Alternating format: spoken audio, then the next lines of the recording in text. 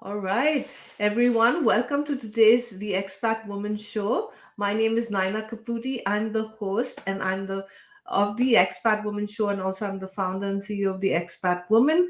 And I'm really excited to have Diane Najm on the show today. She's been a long time member of the Expat Woman, a founding member of the Expat Woman. In fact, I've met her in person a couple of times when I've hosted in-person events, and she's sponsored tables at those events. She also was one of the Friends of the Expat Woman sponsors at our inaugural The Expat Woman Summit in November 2023.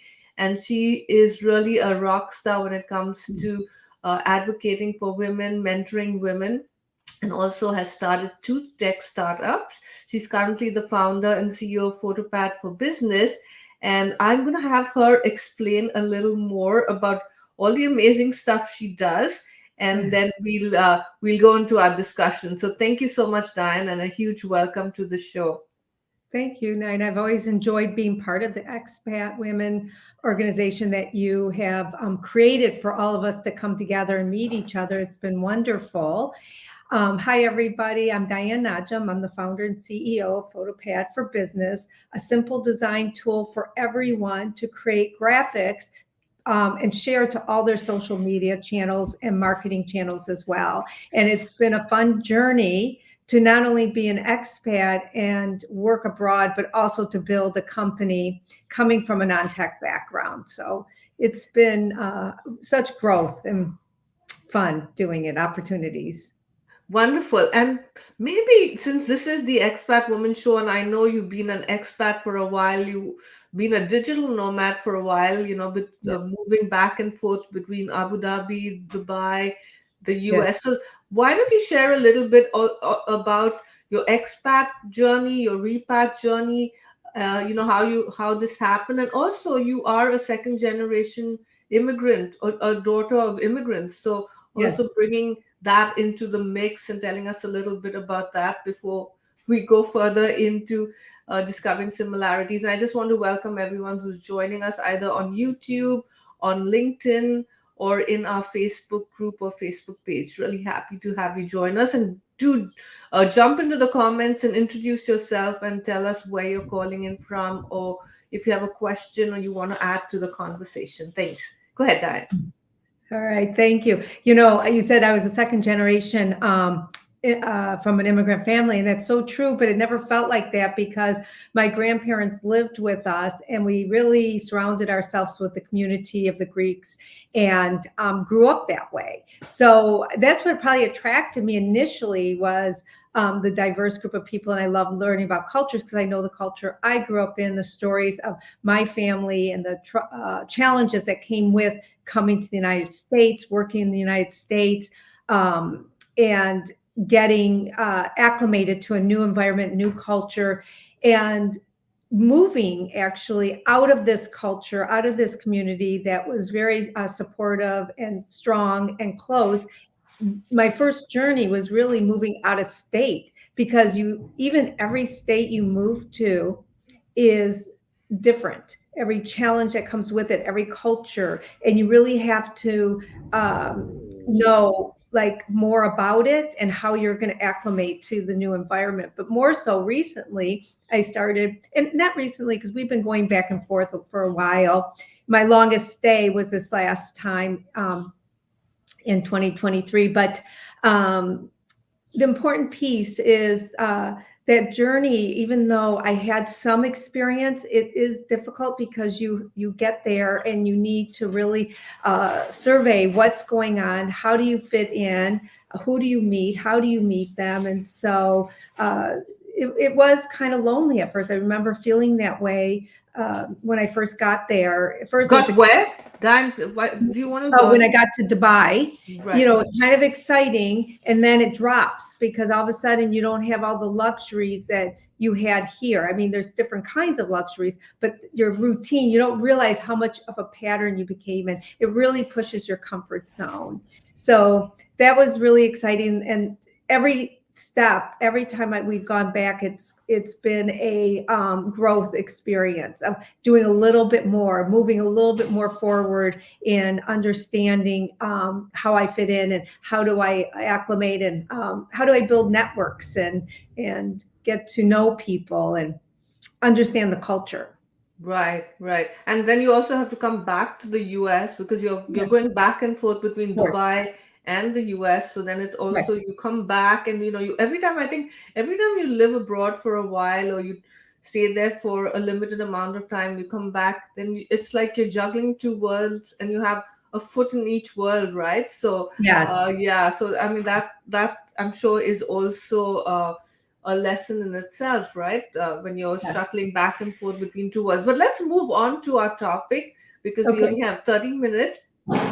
So I wanted to ask you, because you came up with the topic, I was, Diane, give me some suggestions for topics. And after that, I've been sharing more about it because I loved what you had to say when you emailed me about, the similarities between expatriation and Yeah. entrepreneurship. So let's first start with why you decided on this topic for the Expat Woman Show, because this must come from your own personal experience, and then we can chat more about it.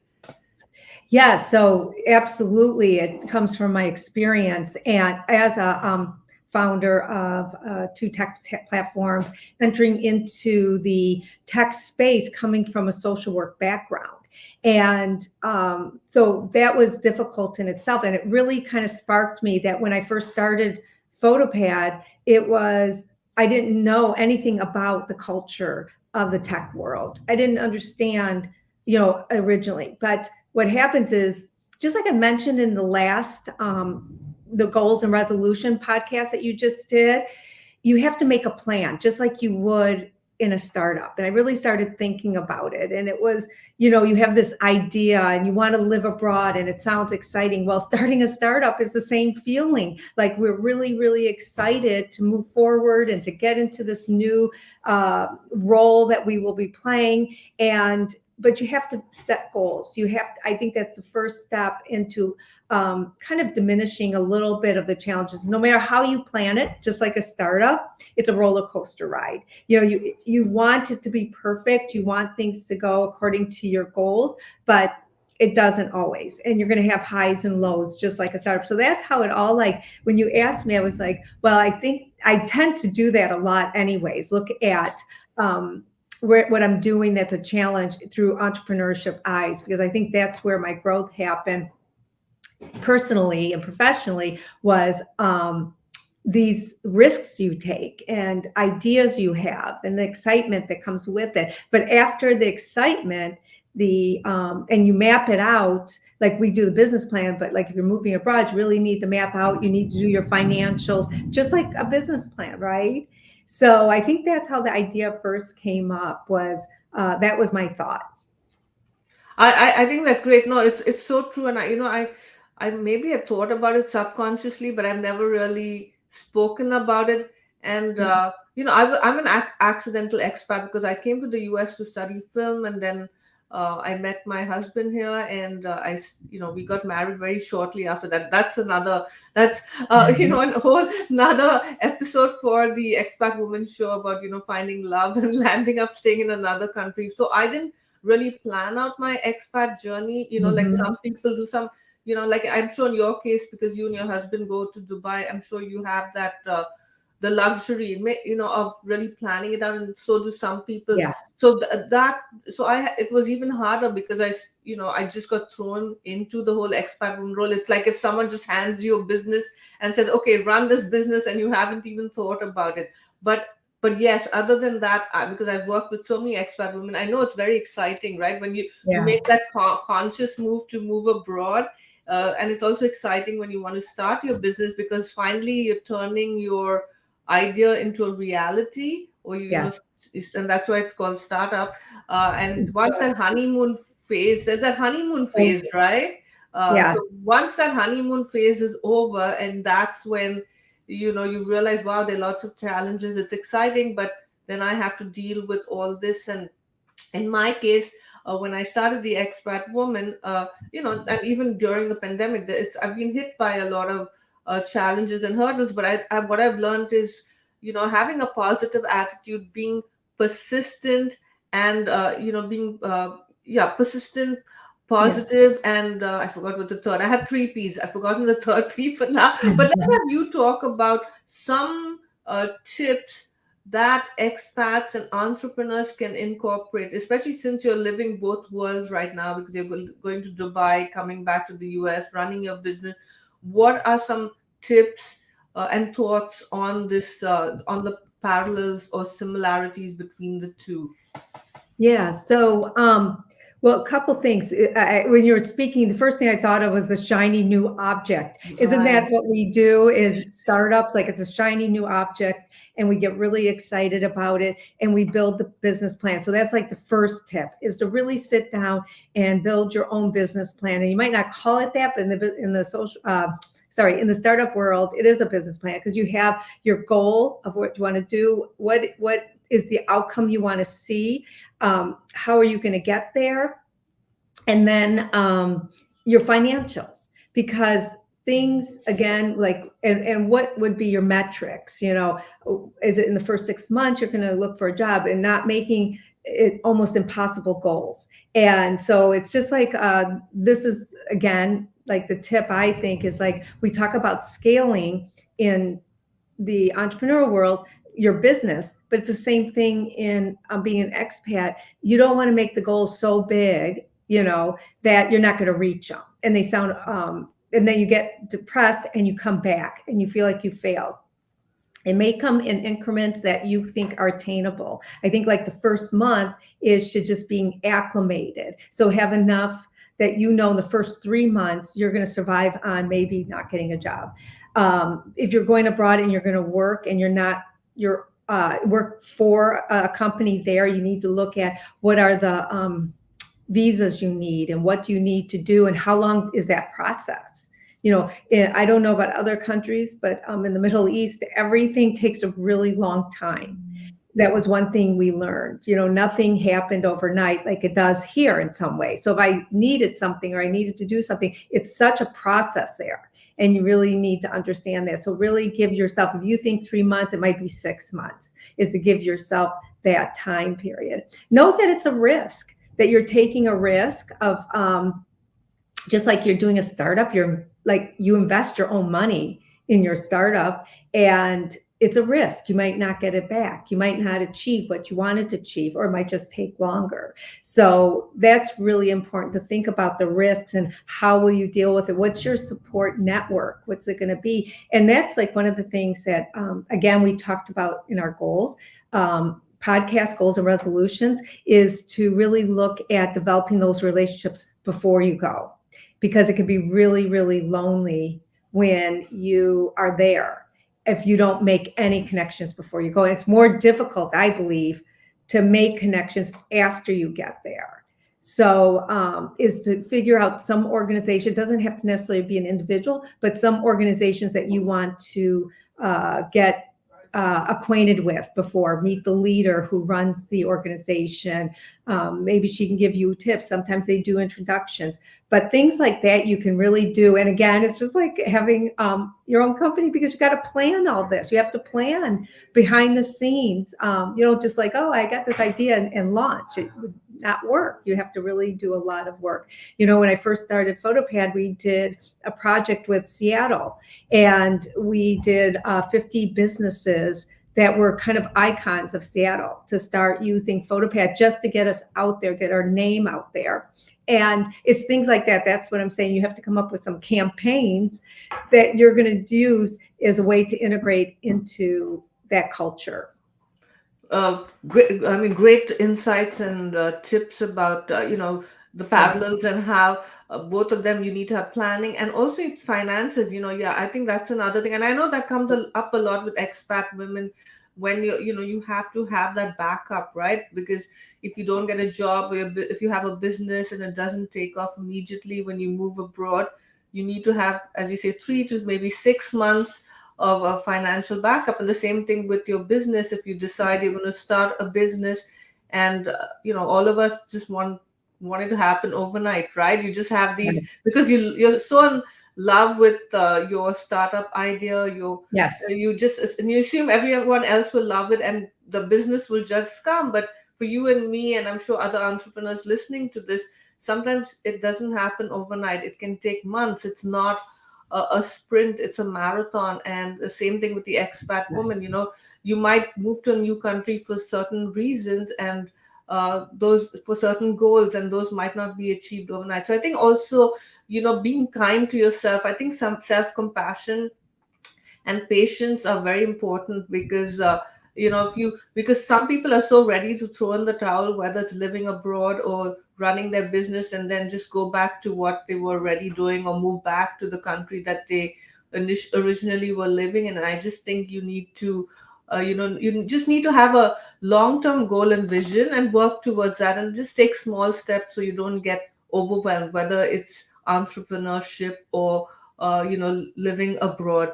So let's talk about you, because you do go back and forth Yeah. between the US and the United Arab Emirates, because I think you're both in Dubai and In Abu and Dhabi. Abu Dhabi. Yeah. Yeah. So how are you managing your business? Because I know there are people who are digital nomads or who want to live abroad for a short period of time, like live the life you live, so you have the best of both worlds, right? So, so would you mind sharing how you manage to run PhotPAD while you're going back and forth between both countries, and what's working and what's not?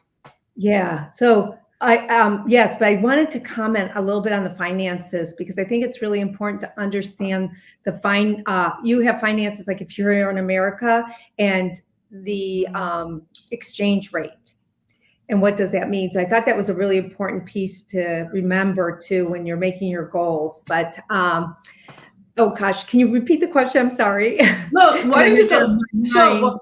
No, no worries. Why don't you talk about the finances? Because since I think you want to share a little bit more, both in terms of when you move abroad, and also when you take your business abroad, like finances or taxes or anything that people need to keep in mind when Yes. they're either leading a digital nomad life or expat entrepreneur life.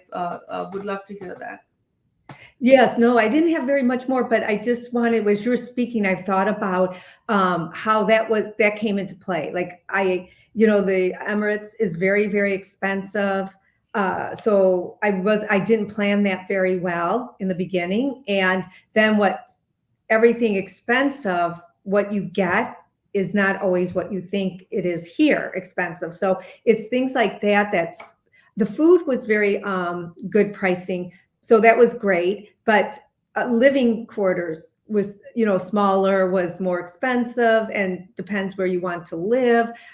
Is really taking is I'm kind of niching down into your finances. Is how much are you going to live on per day? Is like really looking at everything, not just like, okay, I have this amount of money, it's going to last me 3 months, and if it doesn't work, then I'm going to come home. You really need to take more of a approach of how you're going to do that, and even work with somebody like an accountant, or somebody that, like you mentioned, the taxes there. Like, do you have to pay taxes? If you don't stay very long, does it matter? But if you're going to work there, what does that look like? And again, the visas take a little bit longer to get than you anticipate before you can work. So I just want to cover that. But I think the other thing you mentioned is, how did I manage going back and forth and doing my thing? That's a very good question. You think you plan, but you get there and you realize I was going through a program, an accelerator, and the time difference, I didn't have it down very good. And I was up at like 1 to 4 in the morning to do this on East Coast time. And it worked, but it was very hard in the beginning because you still had a lot of jet lag, and that's something you need to think about. But also, when you're in my business, I had to really figure out, because I do a lot of sales calls and demos, is their time frame to your time frame, and then what do I work, and what is my free time? Because especially if you're not going to work for a company there, you go there and you want to live and you want to be a digital nomad, basically, is really looking at timing, of how you're going to meet your goals with your sales, with your marketing, posting. And then you know what, you have a whole nother region, and what is the time frames around your region, because maybe now you want to tap into that. And that was really interesting. We did grow exponentially with some of the neighboring countries because I was posting at times that they were able to see it.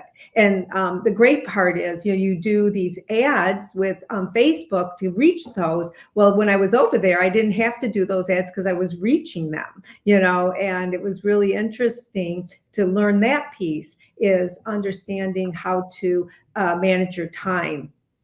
And I think time management, it became a really big goal for me, to make sure I was meeting like people there and attending things, and then working on PhotPAD on the East Coast in the United States, and meeting those goals I had. Because it's easy just to say, oh, it's too much to stay up late, or too much get up too early in the morning, and though that's part of moving abroad, especially in the beginning. But then it becomes a routine, and it kind of fits and works out.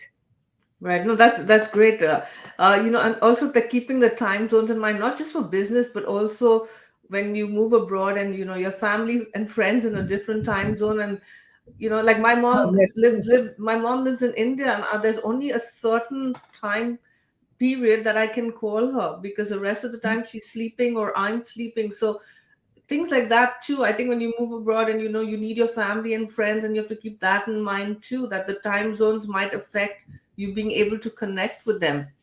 You were talking about, like, you moved part of your, not moved your business, but your target audience became the country that you were a digital nomad in, which in your case was United Arab Emirates.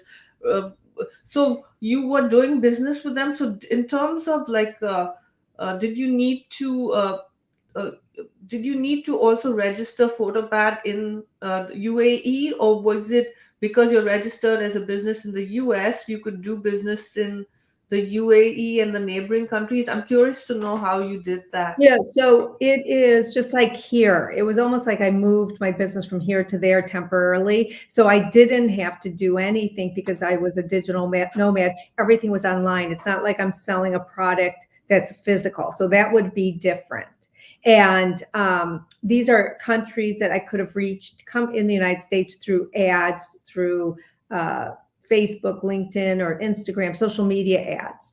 But I was able to post during times that drew that those countries or those businesses to want to explore PhotPAD and start using it, because everybody needs a graphic design tool. So it was a great way for them, and everybody likes to learn new ones. So it was a great opportunity for me to look at that and make that part of my goal when I'm over there, is to make sure I'm posting at times that they're going to see it. And this was on all the different social media platforms. So Correct. because it was during their time zone, so without ads, you were able to reach a larger audience. Exactly. And okay, very cool. Yeah, So times that I wouldn't post, but now I'm at a different time, right? So 7 in the morning there is, or 8 in the morning there is, I can't remember what it is in the United States, but it was a time that they were getting up. When I post 7 in the morning, it's a time the North America is getting up, or, the Pacific Northwest. And so, yeah, I was learning all those little things. The neat part was I was part of WeWork. They had offices there, so I could just go there and work every day. So it was almost like I moved from one spot, took a 14-hour flight, and got back into the groove and learned a few things, and was able to continue to work and make it. But I have to tell you, like, that worked for me. But at the same time, understanding being in the entrepreneurial world, it's hard. It's hard building your startup. It's hard. People judge you. People look at you. Why are you doing this? And I think the same thing when you move and you talk about the struggles, and family or friends always want to encourage you to come back home. But just like a startup, it's uncomfortable, and you have to just kind of push through that fear. Like, am I going to make it? And once you push through the fear, I feel like then when fear holds you back and when you push through it, you're going to find new avenues, new opportunities, recently I just got invited to some things in Dubai and I'm like, why am I not there? Like people got to know me and it's like, I thought you might be interested in it. And it's like, I need to get back there. Those are really great events. So it just takes time. And then moments like that remind you that you are connected there. And I always say, just when you're feeling down and you don't feel like you've made progress, is really just to look back and start counting the progress you made. And you talked a little bit about mindset, and I think that's really important. And yeah, but when you push through that fear, that's really when you're going to be able to say, I'm okay where I'm at, because it's so easy to look at somebody else being an expat somewhere else and just loving it. And you look at their social media posts and they're doing wonderful. But there's so much going on behind the scenes there too. That's the face of social media. And you need to not stay in your own lane, and just keep moving forward. I have to constantly put blinders on. It's easy for me to look at other successful companies and feel like, am I going to make it there? I don't know, but then I put the blinders on and look, God, look how far I've come. Look at all the small businesses I've reached and what I've done with the resources I have. So I feel like I'm successful. And that's where the mindset comes in. So I think that's really important when you're an expat. That's very powerful because I think you just hit the nail on the head about Yeah. not putting anyone else on a pedestal. Because yeah, if you look at Instagram photos, especially of businesses or expats who are very active on especially platforms like Instagram, it just looks so fabulous. Wow, look at their fabulous life, and they're so successful. But we know, especially on Instagram, a lot of it is staged, and very rarely do people share their failures, or when they're having a hard day, right? So Yeah. I think putting the blinders on and also celebrating your wins, both in your expat life and your entrepreneurial journey, are very important. Because Yeah. even a small win, right? Maybe you made a new friend, or maybe you discovered the best grocery store in town, or in the case of your business, you got a new follower on your LinkedIn company page. Something small. But I think we can't just focus on that big goal. We have to celebrate the small wins, and we have to have that mindset of, I'm going to move ahead no matter what, because these are my goals. And I think also being flexible and resilient, I think those Yeah. are such important skills to have as an expat and an entrepreneur. Resilience, because things are not always going to work out the way you want to. And so I Yeah. think that's important. So we just have a minute left. I'd love Okay. for you, Diane, to two things. One is, you have been a founding member of the Expat Yeah. Woman, so love to hear what you enjoy about being a member, because we'll be opening the doors very soon to people who want to join as members. Two is, how can people find you? Do you have any offers for PhotPAD? And then actually, there's one. Three is, one tip for expat entrepreneurs to help them achieve success in their business abroad. So three Yeah. things. Wow. Okay. I hope I can remember them all. Well, first off, it's so easy to talk about the expat woman. It's been wonderful meeting you. I remember the first couple events. They've always been very valuable.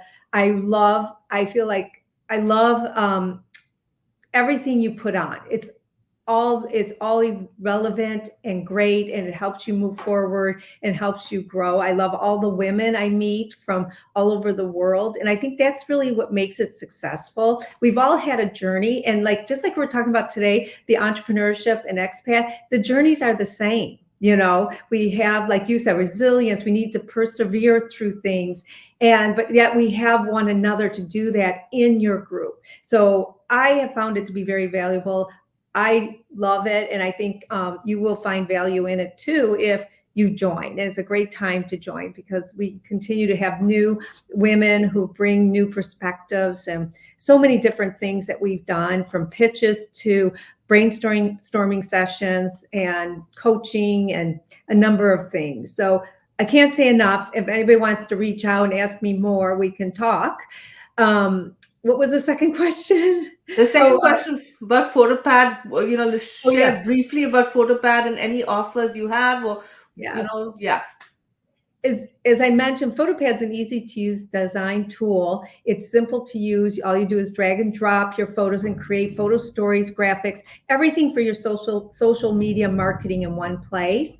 And my offer this month is we're looking for 24 businesses to join us in 2024 and showcase their business in our feature, which includes social media platforms and in our newsletter. We do it multiple times, so it's a great way to get in front of another audience, stand out on social media, and interact with each other. Because just like entrepreneurship, you can't be alone in developing it. We have to come together. And one of my big things is I love advocating for women, from back being a social worker to now being an entrepreneur. It's all about empowering women to stand out. And with PhotopAD, that's what we do. Wonderful. And then my last question was the one tip you or takeaway or something women can implement who are entrepreneurs abroad to be successful, something really small. It can also be a takeaway from everything you just shared. Yeah, I just think it's really, really important is the plan. And then once you get there is to really immerse yourself in the culture and understand it, attend events, network, and know that you're going to be bringing out new skills. You mentioned resilience. I often hear people say, oh, I love how you persevere. To me, that's success, because you need to persevere. You can't give up. You're going to find failures along the way, and it's okay, because then you're going to pivot, turn, do something that's going to help you grow and meet your goals. So that would be my biggest thing, is because if you get there, just like as an entrepreneur, if you're not mingling and networking, that's the death of an entrepreneur. So it would mean that you would not expand. So make sure that you connect with people on LinkedIn, in this group, expat group. Many people, I've already connected with some people that live in Dubai. It's going to be wonderful to meet up with them and continue the conversation in messages, in the group, and everywhere. So my biggest tip is to network. Wonderful. Thank you so much, Diane, for all, for everything you've shared. That was a lot in the 30 minutes. And I Yes. encourage people to check out PhotopAD, because Diane's Thank you. has offered this, especially this offer. It's really cool. Thank you for those who are watching or the live or the replay. And I will see you next week. Bye. Yeah, Thank you, thank Diane. you. Bye. Bye, everybody. Thank you.